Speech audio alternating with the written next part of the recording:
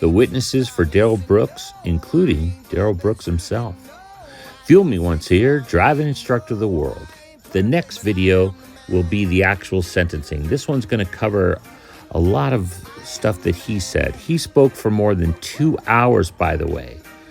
He had 3 witnesses show up for him, his mom, his grandmother, and then one of his great friends.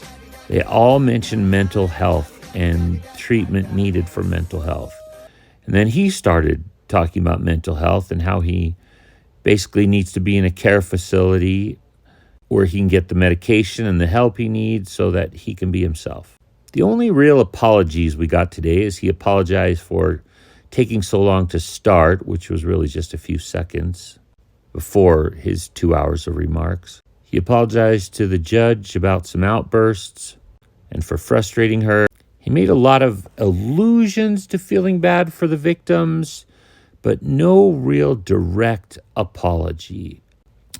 He did talk a lot about Jesus and saying he's a believer. He said he rededicated his life to Christ when this tragedy happened. And this is a problem because he told the officers when he was being interviewed that he was a man of God, that he was a Christian. Here he says, I'm not a man of God yet. So is he lying? Is he using Jesus as a prop? He knows the judge is Christian. He knows many of the victims are.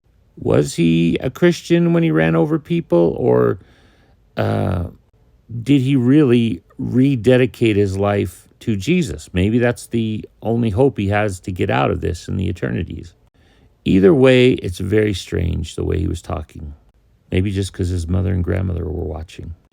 He says he doesn't have remorse because he's repentant. He does feel bad, but he knows his sins are forgiven. The other weird part is he kept saying, I don't have any shots to take back at people, at the victims. I don't have any words to argue with. Like, again, he was frustrated with a lot of what they said about him, and he was pretty angry last night, but then he thought, oh, they have a right to their feelings. Really? It took him that long, a year. The one time, again, he got close to apologizing. He said, I want everyone to know, the community of Waukesha, that I'm not only sorry for what happened, I'm sorry that you don't see what's truly in my heart. He never apologized for his actions at all. He talked about his hard past growing up, that he's not going to see his kids again, that nobody really understands him. He did say what happened was not planned. Yeah, we know, you raged.